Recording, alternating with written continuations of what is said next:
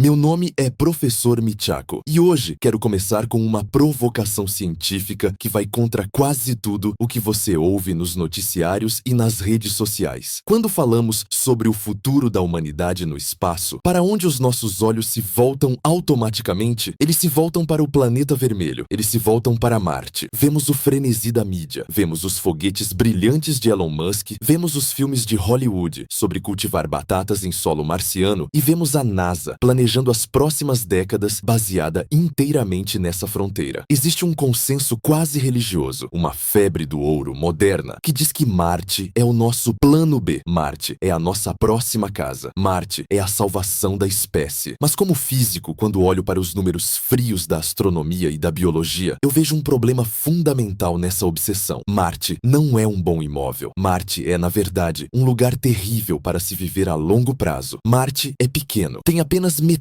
do tamanho da Terra. Marte é gélido, um deserto congelado, onde a temperatura cai para menos de 100 graus negativos. E, o pior de tudo, o fator que poucos mencionam com a gravidade que merece. Marte tem uma gravidade patética, apenas 38% da gravidade da Terra. Isso é um desastre biológico esperando para acontecer. Se a humanidade migrar para lá, em poucas gerações, nós deixaremos de ser humanos. Nossos ossos ficarão frágeis como vidro, nossos músculos atrofiarão, nossos corações ficarão fracos porque não precisam bombear sangue contra a força de um G. Se um marciano nascido lá tentasse visitar a Terra, ele seria esmagado pelo próprio peso assim que saísse da nave. Marte não é um gêmeo da Terra, é o nosso irmãozinho raquítico, subdesenvolvido e congelado. Se você olhar para o sistema solar com os olhos de um corretor de imóveis galáctico, existe apenas um planeta que merece ser chamado de gêmeo da Terra. Existe apenas um mundo que tem quase o mesmo diâmetro, 95% do tamanho da Terra, quase a mesma massa, 81%, e crucialmente, quase a mesma gravidade, cerca de 90%. Você poderia andar na superfície desse planeta e se sentiria fisicamente em casa. O seu peso seria praticamente o mesmo. O seu sistema cardiovascular funcionaria perfeitamente. As crianças cresceriam com ossos fortes. Esse planeta é Vênus. Vênus é a verdadeira irmã da Terra. Durante muito tempo, na era de ouro da ficção científica do início do século XX, os astrônomos olhavam para Vênus através de seus telescópios e viam apenas uma coisa: nuvens. Nuvens brancas, espessas e impenetráveis, cobrindo o planeta inteiro, do Polo Norte ao Polo Sul. A imaginação correu solta. Eles usaram a lógica da Terra. Onde há nuvens, há água. E como Vênus está mais perto do Sol, deve ser um mundo úmido e quente. Autores e cientistas respeitados imaginavam pântanos tropicais gigantescos, oceanos de água morna carbonatada, florestas jurássicas infinitas e talvez até dinossauros alienígenas vagando sob a chuva eterna. Era o sonho de um mundo de verão infinito, um Éden nublado esperando por nós. Mas então veio a era espacial e a ciência, como costuma fazer, destruiu o sonho romântico com a marreta da realidade brutal. Em 1962, a sonda Mariner 2 da NASA passou por lá e enviou os primeiros dados de radiometria. Os cientistas acharam que o instrumento estava quebrado. Os números de temperatura eram altos demais para fazer sentido. Depois, os soviéticos, em uma das maiores demonstrações de engenharia e teimosia da história humana, lançaram a série de sondas Venera. Eles não queriam apenas orbitar, eles queriam pousar. Eles enviaram esferas de titânio blindadas, construídas como submarinos de águas profundas para mergulhar naquele oceano de nuvens. E o que as sondas Venera descobriram não foi um paraíso tropical. Elas descobriram a definição física do inferno bíblico materializado em rocha e gás. As sondas soviéticas são famosas na história da exploração espacial, não pelo que viram, mas por quanto tempo duraram. A Venera 13, a recordista absoluta de resistência, sobreviveu na superfície por apenas 127 minutos, 2 horas e 7 minutos. Imagine gastar anos de pesquisa, milhões de rublos, construir uma máquina ultra resistente capaz de aguentar tiros de canhão, enviá-la pelo vácuo do espaço, apenas para vê-la ser esmagada, derretida e dissolvida quimicamente em 120 minutos. Vênus não é a irmã da Terra. Vênus é a irmã maligna. Vênus é o que acontece quando um planeta dá errado. É o cenário de pesadelo de um efeito estufa que saiu de controle e atingiu o ponto de não retorno termodinâmico. A temperatura média na superfície não é tropical, é de 475 graus Celsius, ou quase 900 graus Fahrenheit. Fahrenheit. Isso é mais quente que a temperatura máxima de um forno de pizza industrial. É quente o suficiente para derreter chumbo instantaneamente. É quente o suficiente para derreter zinco e estanho. Se você pisasse em Vênus, seus sapatos não pegariam fogo. Eles vaporizariam explosivamente e seus pés derreteriam junto com o solo. Durante a longa noite de Vênus, as rochas brilham com um calor vermelho opaco, como brasas de carvão em uma churrasqueira cósmica. O ar.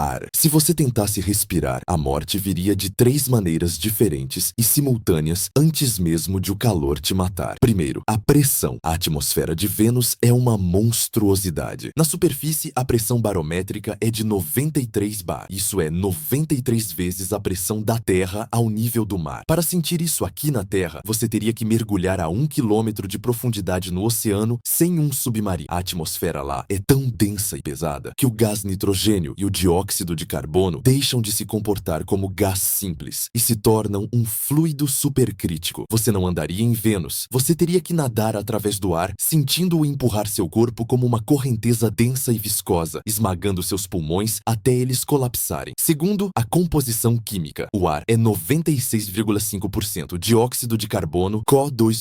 É veneno puro. É o gás do efeito estufa em sua concentração máxima absoluta. Terceiro, as nuvens. Aquelas nuvens brancas bonitas que vemos no telescópio que nos fizeram sonhar com dinossauros. Elas não são feitas de água. São feitas de ácido sulfúrico concentrado. Em Vênus, chove ácido de bateria, mas o planeta é tão quente que a chuva evapora antes de tocar o chão, criando uma névoa corrosiva perpétua chamada virga, que paira sobre o solo pronta para dissolver qualquer metal ou carne que ouse entrar lá. Diante desse cenário dantesco, o título deste vídeo se justifica plenamente, porque é impossível terraformar Vênus. Muitos futuristas otimistas, muitos entusiastas do espaço olham para esses problemas e dizem: ah, é só uma questão de engenharia. Vamos jogar algas na atmosfera para comer o CO2, como o grande Carl Sagan sugeriu nos anos 60. Vamos colocar espelhos no espaço para bloquear o Sol. Mas hoje, com o nosso entendimento avançado de termodinâmica e engenharia planetária, percebemos que a escala do problema em Vênus é monstruosamente maior do que em Marte. Terraformar Marte é como reformar uma casa velha e fria. Você precisa ligar o aquecedor, efeito estufa, colocar água no encanamento e plantar um jardim. É difícil, exige trabalho, mas a estrutura básica está lá e não tenta te matar ativamente. Terraformar Vênus é diferente. É como tentar reformar uma casa que está pegando fogo enquanto está sendo inundada por um tsunami de chumbo derretido e a gravidade da própria casa tenta te esmagar como uma lata de refrigerante. Você não precisa consertar o planeta. Você precisa parar um desastre natural cataclísmico que está em andamento há bilhões de anos. O desafio de Vênus é um desafio de entropia e energia. Na física, sabemos que é muito fácil transformar ordem em desordem. É fácil quebrar um ovo. É muito fácil aquecer algo, mas esfriar algo, criar ordem a partir do caos. Isso exige uma quantidade de energia e esforço que beira o inimaginável. Para tornar Vênus habitável, precisamos realizar o maior ato de exorcismo industrial da história do universo. Precisamos remover uma atmosfera inteira. Estamos falando de uma massa de gás que pesa 4,8 quintilhões de quilogramas. Precisamos resfriar um planeta inteiro que tem tanta energia térmica armazenada em suas rochas que, mesmo se apagássemos o Sol amanhã, ele continuaria quente por séculos devido à inércia térmica. Precisamos fazer o planeta girar, pois hoje um dia em Vênus dura mais que um ano em Vênus. Ele gira tão devagar que você poderia andar a pé mais rápido que o nascer do Sol, vendo o Sol se pôr no leste e nascer no oeste. E precisamos trazer água para um mundo que é mais seco que o deserto do Atacama, depois de 1000 anos de seca absoluta. Neste vídeo, vamos fazer o que a física teórica faz de melhor. Vamos levar as ideias ao limite. Vamos dissecar o impossível. Vamos olhar para cada uma dessas barreiras titânicas: a pressão esmagadora, a fornalha térmica, a rotação morta e a seca ácida. E vamos perguntar: existe alguma tecnologia na escala de Kardashev capaz de resolver isso? Vamos falar sobre cidades flutuantes que navegam acima do inferno. Vamos falar sobre espelhos do tamanho de continentes. Vamos falar sobre bombardear o planeta com cometas de gelo. Preparem-se. Esqueçam Marte por um momento. Marte é o modo fácil do universo, um treino para iniciantes. Vênus é o teste final. Vênus é o chefe da fase. Se a humanidade conseguir consertar Vênus, nós teremos nos graduado como os verdadeiros mestres do sistema solar. Mas a física diz que a chance de falha é quase 100%. Vamos descobrir por quê. Bem-vindos à irmã maligna. Agora que já estabelecemos que Vênus é a irmã maligna da Terra, precisamos descer através das nuvens e enfrentar o primeiro guardião deste inferno, a atmosfera. A maioria das pessoas, quando pensa em atmosfera, imagina algo leve,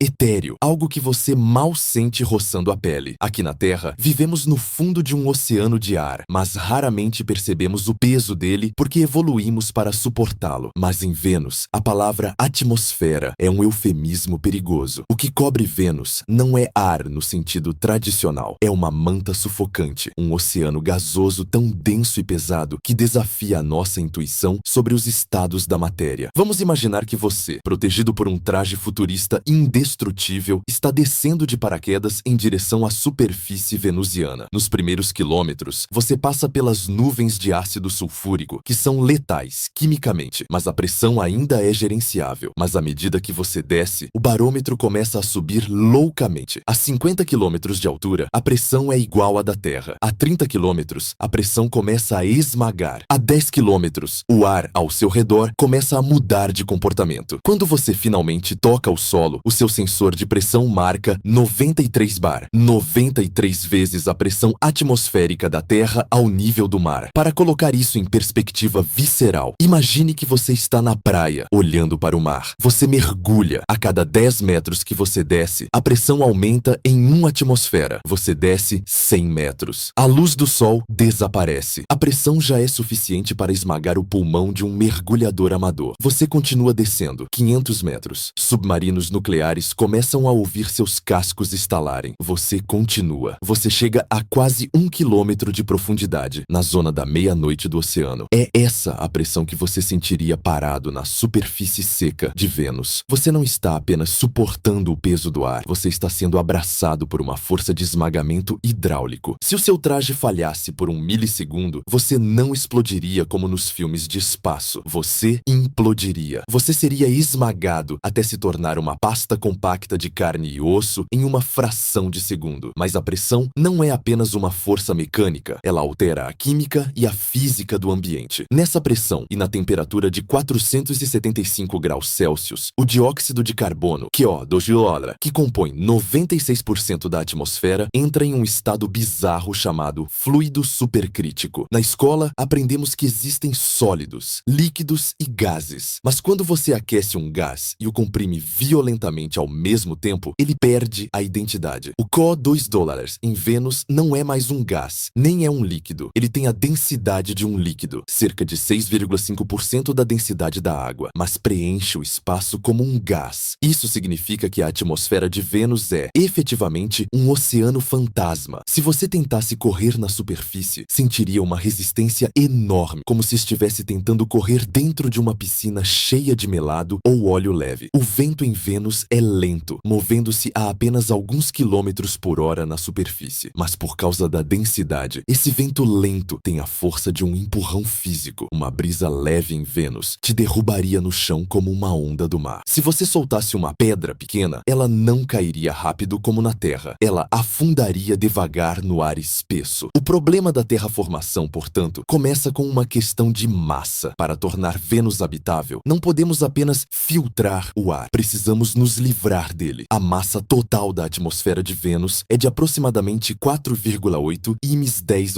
kg. Isso é quase 100 vezes a massa de toda a atmosfera da Terra. É material demais. Temos que remover 99% dessa massa para que a pressão caia para níveis humanos aceitáveis. Como você remove um oceano inteiro de gás de um planeta? Onde você coloca isso? Aqui entramos no reino da engenharia planetária extrema, algo que nos empurra da civilização tipo 0 para a tipo 1 ou até tipo 2, na escala de Kardashev. Vamos analisar as 3 soluções propostas pela física teórica, do difícil ao insano. A primeira solução é química, o bombardeio de hidrogênio. Nós sabemos que o CO2 é composto de carbono e oxigênio. Nós gostamos do oxigênio, mas queremos nos livrar do carbono e reduzir a quantidade total de gás. Existe uma reação química industrial bem conhecida, chamada processo Bosch. A equação é simples. CO2 plus 2R2 igual C plus 2 graus 2 $. Traduzindo, se você pegar dióxido de carbono e misturar com hidrogênio gasoso em altas temperaturas, que Vênus já tem de sobra, na presença de um catalisador como o ferro que existe nas rochas, você transforma o gás em carbono sólido, grafite e água. E isso parece mágico. Matamos 2 coelhos com uma cajadada só. Removemos a atmosfera mortal e criamos água, que Vênus desesperadamente precisa. Segundo cálculos do cientista britânico Paul Birch, se fizéssemos isso com toda a atmosfera de Vênus, cobriríamos 80% da superfície do planeta com oceanos de água, cerca de 100 metros de profundidade, e o resto seria coberto por montanhas de grafite puro e fuligem. O problema, o hidrogênio. Vênus não tem hidrogênio. Ele perdeu quase todo o seu hidrogênio para o espaço há bilhões de anos. Para reagir com uma atmosfera de 4,8 ims 10